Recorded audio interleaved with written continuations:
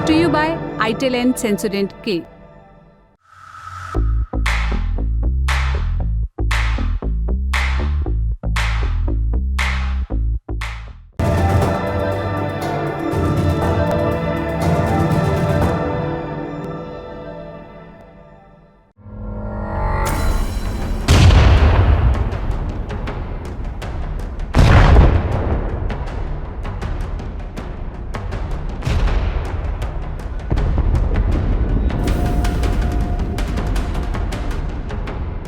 धू धू कर जलती इमारतें, बिना रुके काम करते fire fighters, underground metro station और बंकरों में बदहवास बैठे लोग।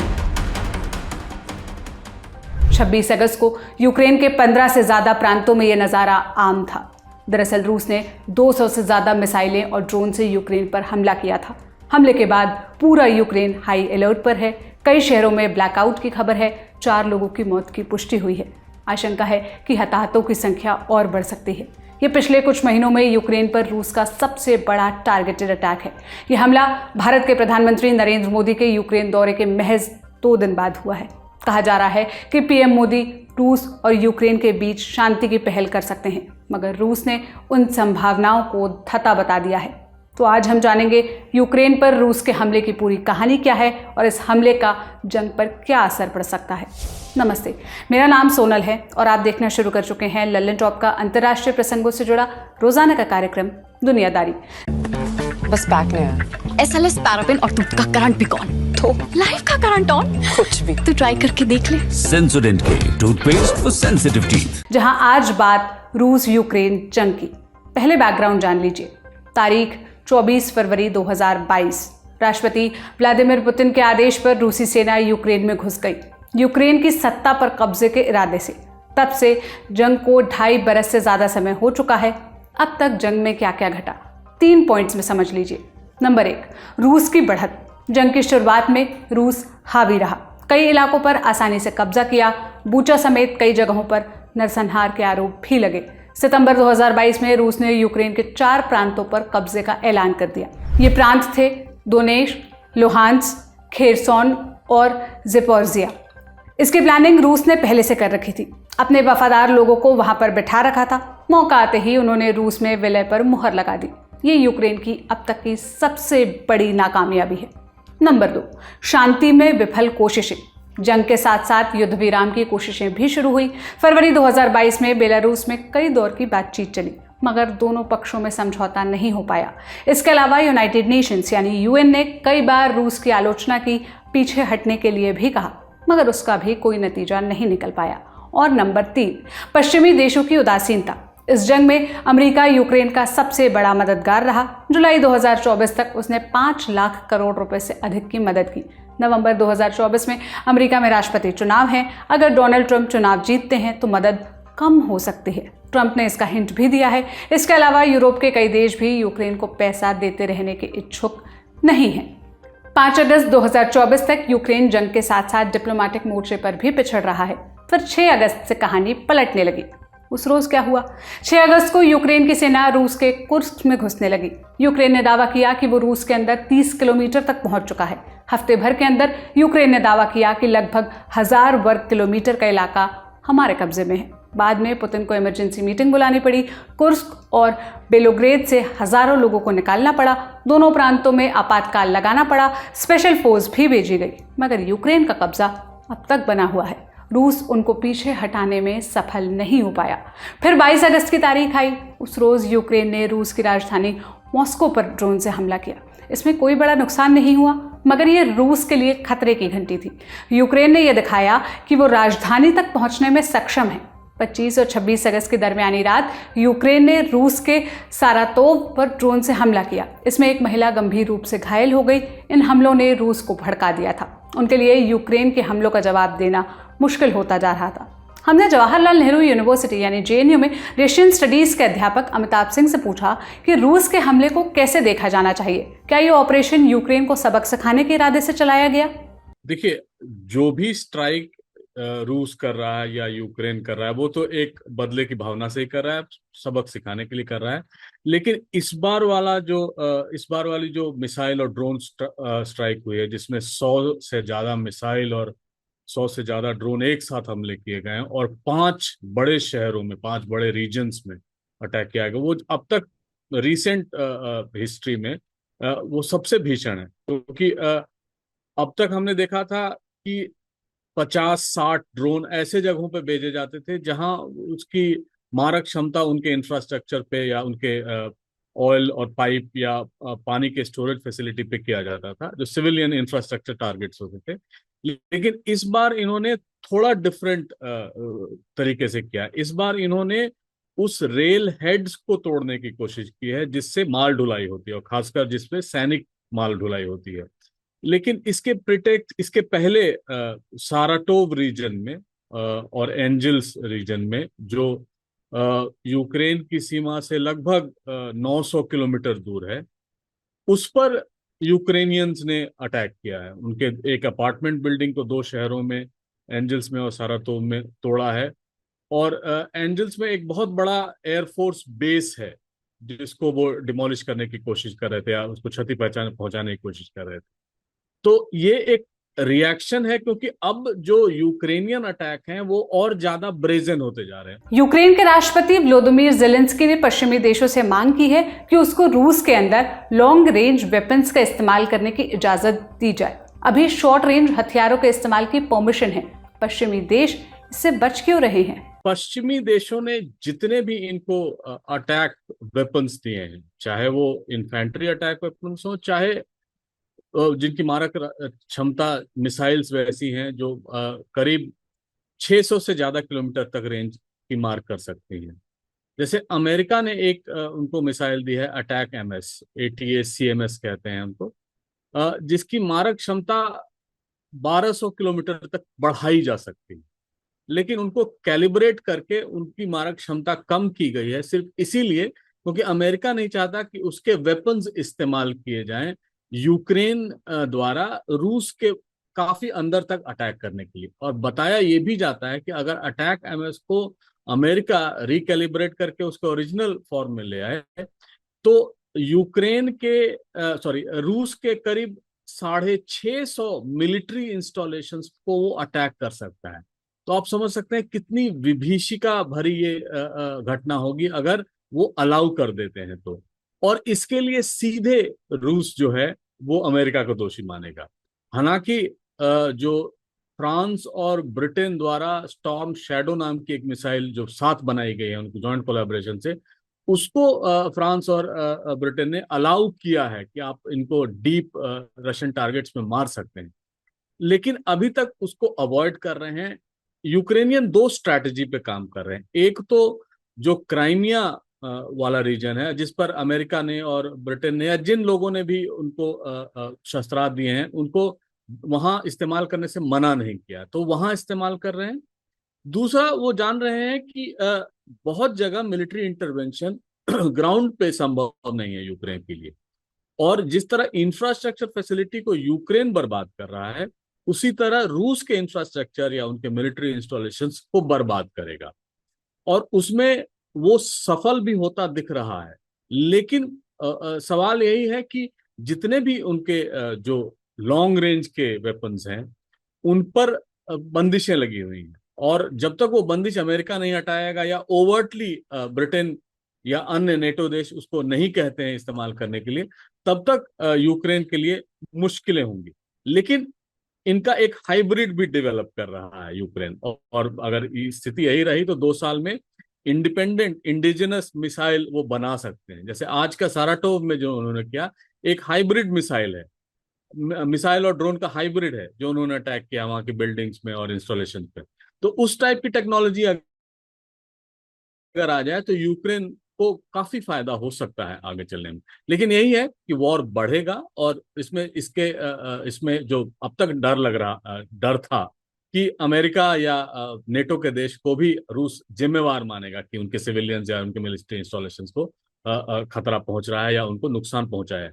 रूस का हमला पीएम मोदी के यूक्रेन दौरे के महज 2 दिन बाद हुआ। पीएम मोदी के दौरे पर कहा जा रहा था कि वो दोनों देशों के बीच शांति की पहल कर सकते हैं, मगर रूस ने इसकी परवाह नहीं की है। हमने JNU के प्रोफेसर राजन कुमार से पूछा इस घटनाक्रम से क्या मायने निकलते हैं? रूस यूक्रेन जंग में निर्णायक शक्ति किसके पास है?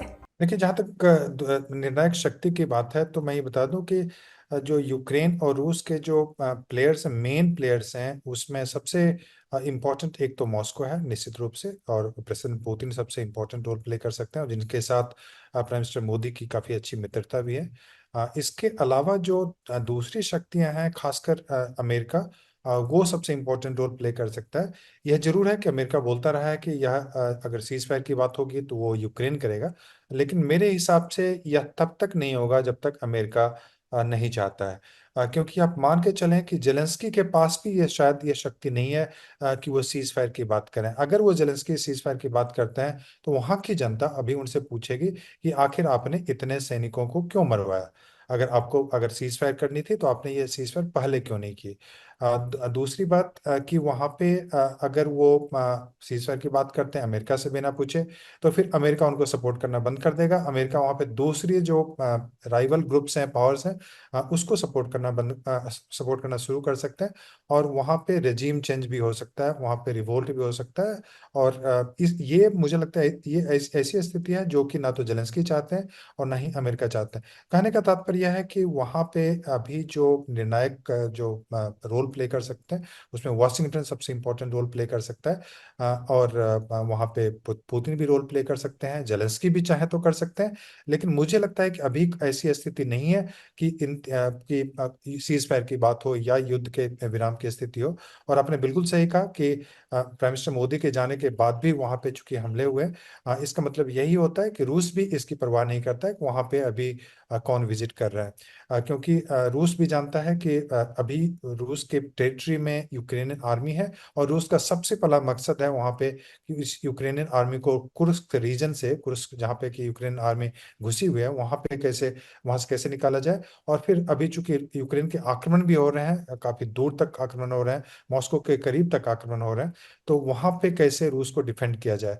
और फिर जो रूस ने कब्जे कर लिए हैं यूक्रेन का क्षेत्र उसको कैसे बचाया जाए, क्योंकि कभी नहीं चाहेगा रूस की क्राइमिया फिर से उनके हाथ से निकल जाए। अगर क्राइमिया रूस के हाथ से निकल जाता है तो पुतिन का सत्ता परिवर्तन हो सकता है, रूस के लोग रिवोल्ट कर सकते हैं। तो स्थिति काफी नाजुक है, कॉम्प्लिकेटेड है। और मुझे लगता है कि हमारा जो प्राइम मिनिस्टर का रोल था यह था कि हम वहाँ पे यह बताएं कि वहाँ पे हम इम्पोर्टेंट रोल प्ले कर सकते हैं, लेकिन हमारे खुद के लिमिटेशंस हैं as a global power, as a kind of हमारे जो रिसोर्सेस हैं उस ढंग के नहीं है। हम यूनाइटेड नेशन सिक्योरिटी काउंसिल के मेंबर भी नहीं है, तो हमारी भी अपनी लिमिटेशंस है। हम वहाँ पे प्लेटफॉर्म प्रोवाइड कर सकते हैं, परसुएट कर सकते हैं, दोनों को करीब लाने की कोशिश कर सकते हैं, लेकिन उसके बियॉन्ड हमारी क्षमता नहीं है कि हम वहाँ पे युद्ध को रुकवा सकते हैं। रूस यूक्रेन वॉर का भविष्य क्या दिखता है? कौन से ग्लोबल फैक्टर्स जंग की दशा और दिशा को बदल सकते हैं? तो वहाँ पे दो तीन फैक्टर हैं जो कि युद्ध की दिशा को परिवर्तन कर सकते हैं। पहला तो यह है कि मान लीजिए कि अगर किसी का डिफीट हो जाए और कोई भी साइड अगर जीत जाए, यूक्रेन जीत जाए या रूस जीत जाए, तो युद्ध की दिशा बदल सकती है और युद्ध रुक सकता है। दूसरा कि वहाँ पे सीज फायर अगर हो जाए तो वहाँ पे युद्ध रुक सकता है। तीसरा यह कि तीनों में से कोई भी परिवर्तन हो जाए तो युद्ध रुक सकता है, चाहे पुतिन का परिवर्तन हो जाए, चाहे जेलेंस्की वहां से चले जाए, या फिर वहां पे बाइडेन या डेमोक्रेटिक पार्टी जो अमेरिका में है वो चली जाए, तो युद्ध रुक सकता है। लेकिन दिक्कत यह है कि ऐसा होते हुए मुझे नहीं दिख रहा है। अमेरिका में भी एक परिवर्तन की जो आसार दिख रहे थे कि ट्रंप के आने की संभावना बताई जा रही थी, अभी ट्रंप के आने की संभावना कम हो गई है। और अगर वहां पे डेमोक्रेटिक पार्टी वहां पे इलेक्शन जीतती है, कमला हैरिस वहां पे आती हैं, तो यह मान के चलें कि जो अभी युद्ध की स्थिति है वैसी ही युद्ध की स्थिति चलती रहेगी और सीज फायर की बात वहां पे नहीं होगी। और जहां तक जीतने की बात है तो ना तो रूस में यह क्षमता है कि वो युद्ध को पूरी तरह से जीत ले, और ना ही यूक्रेन में क्षमता है कि वो रूस की आर्मी को अपने क्षेत्र से निकाल पाए। तो यह मान के चलें कि अभी जो युद्ध की स्थिति है वह बनी रहेगी। और अगर ग्लोबल साउथ यानी जो वैश्विक दक्षिण के देश हैं, जो भारत है, उनको अगर रोल प्ले करना है तो उनको भी एक दूसरा रोल प्ले कर सकते हैं। उसमें कि जो दूसरे ग्लोबल साउथ की शक्तियां हैं उनसे बात करनी पड़ेगी। उसमें भारत को चीन के साथ बात करनी पड़ सकती है, साउथ अफ्रीका के साथ बात करनी सकती है, ब्राजील के साथ बात करनी पड़ सकती है, और रूस पे भी दबाव बनाना पड़ सकता है। मुझे नहीं लगता कि भारत वो करने के लिए तैयार है। और अगर ऐसा नहीं करता तो ना तो भारत में वो क्षमता है और ना ही वो चीन में क्षमता है कि युद्ध को रुकवा दे। लेकिन हाँ, ये जरूर है कि वैश्विक दक्षिण के जो शक्तियां जो अगर एक एकजुट होकर अगर ये आवाज उठाएं युद्ध को रुकना चाहिए, क्योंकि वैश्विक दक्षिण के देश सबसे ज्यादा प्रभावित हो रहे हैं, तो यह युद्ध भी रुक सकता है। लेकिन वैसी स्थिति होते मुझे नहीं दिख रही। अब जानते हैं कि यूक्रेन से और क्या क्या अपडेट्स हैं। रूस के हमले में 6 लोगों की मौत की पुष्टि हुई है। यूक्रेन के कई शहरों में ब्लैकआउट है। रूस ने अपने हमले में पावर ग्रिड्स और वाटर सप्लाई सेंटर्स को निशाना बनाया था। यूक्रेनी मीडिया में छपी रिपोर्ट्स के मुताबिक रूसी ड्रोन्स अभी भी यूक्रेन के एयर स्पेस में उड़ान भर रहे हैं। कीव में लोगों को मेट्रो स्टेशन के अंदर शरण लेने के लिए कहा गया है। इस मामले पर हमारी नजर बनी हुई है। इससे जुड़ी सभी अपडेट्स आपको ललन टॉप पर मिलते रहेंगी। अब चलते हैं इजराइल। पहले आप ये वीडियो देखिए। אנחנו נחושים לעשות הכל כדי להגן על המדינה שלנו, להחזיר את תושבי הצפון בבטחה לבתיהם, ולהמשיך לקיים כלל פשוט. מי שפוגע בנו, אנחנו פוגעים בו. Whoever hurts us, we hurt them. Israel के प्रधानमंत्री बेंजामिन नेतन्याहू की ये चेतावनी लेबनान पर भारी पड़ गई है। 25 अगस्त की सुबह इजराइल ने लेबनान में हिजबुल्लाह के कई ठिकानों पर बमबारी की। इस ऑपरेशन में 100 से ज्यादा फाइटर जेट्स ने हिस्सा लिया। इजराइल ने दावा किया हिजबुल्लाह हमारे खिलाफ हमले का प्लान बना रहा था। उनको रोकने के लिए हमें कार्रवाई करनी पड़ी। इजराइल सेना के प्रवक्ता डेनियल हगारी को सुनिए। A short while ago, the IDF identified Hezbollah terrorist organization preparing to fire missiles, rockets towards Israeli territory. In a self-defense act to remove these threats, the IDF is striking terror targets in Lebanon from which Hezbollah was planning to launch their attacks on Israeli civilians. Hezbollah Lebanon का चरमपंथी संगठन है। Lebanon Israel की उत्तरी सीमा से सटा है। अक्टूबर 2023 में Hamas के हमले के बाद गाजा में जंग शुरू हुई। गाजा इजराइल के दक्षिणी पश्चिम में है। 2 तरफ से इजराइल, एक तरफ इजिप्ट और चौथी तरफ भूमध्य सागर है। गाजा में तो हमास और दूसरे फिलिस्तीनी गुटों ने लड़ाई शुरू की। हिजबुल्लाह ने हमास के सपोर्ट में दूसरा मोर्चा खोल दिया। उत्तरी इजराइल पर छोटे बड़े हमले शुरू किए। बदले में इजराइल ने लेबनान में घुसकर कार्रवाई की। हिजबुल्लाह के कई कमांडर्स को मारा। फिर 30 जुलाई की शाम बेरूत में फुआद शुक्र को उड़ा दिया। शुक्र हिजबुल्लाह के सरगना हसन नसरल्लाह का करीबी था। उसने अमेरिका और इजराइल के खिलाफ कई आतंकी हमलों की साजिश रची थी। शुक्र की हत्या से हिजबुल्लाह का गुस्सा आया। उसने बदला लेने की धमकी दी। इस बीच ईरान की राजधानी तेहरान में हमास के सरगना इस्माइल हानिया की हत्या हो गई। इस हत्या का आरोप भी इजराइल पर लगा। ईरान बोला यह हमारी संप्रभुता का उल्लंघन है, हम करारा जवाब देंगे।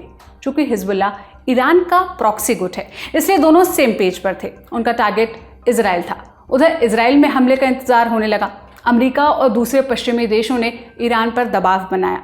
ईरान तो अभी तक चुप है, मगर हिजबुल्लाह ने 25 अगस्त की सुबह रॉकेट लॉन्च करने का मन बना लिया था। जैसा कि इजराइल का दावा है, उसको इसकी भनक लग गई। जब तक हिजबुल्लाह हमला शुरू कर पाता, तब तक इजरायली फाइटर जेट्स ने बाजी पलट दी। बाद में हिजबुल्लाह ने इजराइल के एक मिलिट्री बेस और मोसाद के हेडक्वार्टर को निशाना बनाया। उसमें किसी बड़े नुकसान की खबर नहीं है। हालांकि पिछले 10 महीनों में इजराइल और हिजबुल्लाह के बीच ये सबसे खतरनाक भिड़ंत है। आशंका है कि यह भिड़ंत इजराइल लेबनान वॉर में बदल सकती है। तो ये था हमारा बड़ी खबर सेगमेंट। अब सुर्खियों की तरफ बढ़ते हैं। पहली सुर्खी पाकिस्तान से है। बलूचिस्तान प्रांत के मुसाखेल में बड़ा हमला हुआ है। 26 अगस्त की सुबह बंदूकधारियों ने 23 लोगों को गोली मारकर उनकी हत्या कर दी। उन्होंने पहले बसों और ट्रकों को रुकवाया, फिर यात्रियों का आइडेंटिटी कार्ड चेक किया। उसके बाद 23 लोगों की जान ले ली। सरकारी अधिकारियों ने न्यूज़ एजेंसी AFP को बताया कि मरने वालों में से 20 पंजाब और 3 बलूचिस्तान के लोग थे। हत्या के बाद हमलावरों ने 10 गाड़ियों में भी आग लगा दी। हमले की जिम्मेदारी बलूचिस्तान लिबरेशन आर्मी BLA ने ली है। 2024 में इस किस्म का ये सबसे बड़ा हमला है। इससे पहले अप्रैल 2024 में 9 लोगों की इसी हालात में हत्या कर दी गई थी। पाकिस्तानी अखबार डॉन की रिपोर्ट के मुताबिक पिछले कुछ घंटों में बलूचिस्तान के कई इलाकों में हमले हुए हैं। 25 अगस्त की रात कलात में एक बम धमाके में 11 लोगों की मौत हो गई। कई पुलिस थानों और सरकारी दफ्तरों पर सिलसिलेवार ढंग से अटैक हुआ। पाकिस्तान आर्मी जवाबी कार्रवाई कर रही है। अब तक के काउंटर ऑपरेशन में 12 चरमपंथी मारे जा चुके हैं। अब बढ़ते हैं दूसरी सुर्खी की तरफ, जो फ्रांस से आई है। सोशल मीडिया प्लेटफॉर्म टेलीग्राम के फाउंडर और CEO Pavel Durov French police की गिरफ्त में हैं। 24 अगस्त की रात उनको फ्रांस में अरेस्ट किया गया। वो अजरबैजान से प्राइवेट जेट में फ्रांस पहुंचे थे। एयरपोर्ट पर पुलिस उनका इंतजार कर रही थी। गिरफ्तारी के बाद उनसे पूछताछ चल रही है। 26 अगस्त को उनकी हिरासत की अवधि बढ़ा दी गई। दुरोव पर आरोप है कि उन्होंने टेलीग्राम पर आपराधिक गतिविधियां होने दी। रोकने की कोई कोशिश नहीं की। टेलीग्राम के दुनिया भर में 100 करोड़ यूजर्स हैं। रूस और यूक्रेन में इनका खूब इस्तेमाल होता है। रूस यूक्रेन जंग की अनफिल्टर्ड खबरों का ये सबसे बड़ा जरिया बन चुका है, क्योंकि वहाँ किसी भी तरह के कंटेंट पर कोई रोक नहीं है। फ्रांसीसी एजेंसियों का आरोप है कि इसका फायदा अपराधियों को हो रहा है। टेलीग्राम ड्रग तस्करी, चाइल्ड पोर्नोग्राफी, ऑनलाइन फ्रॉड, आतंकवाद और अन्य अवैध गतिविधियों का अड्डा बन गया है। गिरफ्तारी पर टेलीग्राम ने क्या कहा? बोला, टेलीग्राम यूरोपियन यूनियन EU के कानूनों का पालन करता है। ये सरासर बेतुका दावा है कि कोई डिजिटल प्लेटफॉर्म या उसके मालिक उस प्लेटफॉर्म के गलत इस्तेमाल के लिए जिम्मेदार हैं। कई और भी जाने माने लोगों ने इस गिरफ्तारी की आलोचना की है। एलन मस्क ने एक्स पर लिखा, 2030 के यूरोप में आपको मीम लाइक करने के लिए सजा हो सकती है। सबसे दिलचस्प रिएक्शन रूस का है। उसने गिरफ्तारी की आलोचना की है। फ्रांस में रूस के दूतावास ने दुरोव का काउंसलर एक्सेस मांगा है। दुरोव की गिरफ्तारी बड़ी घटना क्यों है, ये समझते हैं। पावेल दुरोव रूस में पैदा हुए टेक उद्यमी हैं। उनकी संपत्ति लगभग 90,000 करोड़ रुपए है। वेस्टर्न मीडिया में उनको रूस का ज़करबर्ग कहा जाता है। दुरोव ने सबसे पहले 2006 में वीकॉन्टैक्ट नाम का प्लेटफॉर्म बनाया था। इसको रूसी फेसबुक कह सकते हैं। रूसी एजेंसियों ने वीकॉन्टैक्ट से विपक्ष से जुड़ा कंटेंट हटाने के लिए कहा। नहीं माने तो छापेमारी हुई। फिर 2013 में उन्होंने टेलीग्राम बनाया। 2014 में दुरोव ने रूस छोड़ दिया। दुबई में टेलीग्राम का हेडक्वार्टर बनाया। उनके पास अभी UAE और फ्रांस की नागरिकता है। पावेल दुरोव की कहानी हमने ललन टॉप पर पहले भी विस्तार से बताई है। आपको उस एपिसोड का लिंक डिस्क्रिप्शन में मिल जाएगा। आप अगर चाहें, आपकी दिलचस्पी है तो आपको देख सकते हैं। तो आज का दुनियादारी यहीं पर समाप्त होता है। आज के दुनियादारी में बस इतना ही। आप इन मसलों पर क्या राय रखते हैं, हमें कमेंट में बताइएगा। अपना खूब ख्याल रखिए। शुक्रिया। शुभ रात्रि। पेट दर्द हुआ, गूगल बोला हो सकता है ये कैंसर है। सिर दर्द हुआ तो रील बोली पक्का ये डिप्रेशन है। सच है क्या? बात है सेहत की तो भरोसा कीजिए भरोसेमंद लोगों पर। आपको इंटरनेट के नीम हकीमों से बचाने, सच्ची बात बताने एक बार फिर दिल्ली में जम रहा है सेहत अड्डा। होंगे डॉक्टर्स, होंगे एक्सपर्ट्स और होगी सेहत की बातें तमाम। हंसी है सबसे बड़ी दवा, इसलिए आपको हंसाने का भी है इंतजाम। कार्यक्रम शुरू होगा 29 अगस्त सुबह 11 बजे से। अगर आप भी बनना चाहते हैं सेहत अड्डा का हिस्सा तो डिस्क्रिप्शन पर दिए लिंक या वेबसाइट पर बने बैनर पर क्लिक कीजिए और रहिए हेल्दी। सेंसोडेंट के प्रेजेंस सेहत अड्डा, co-powered by USV, your reliable healthcare partner, and Dr. Basu Eye Hospital.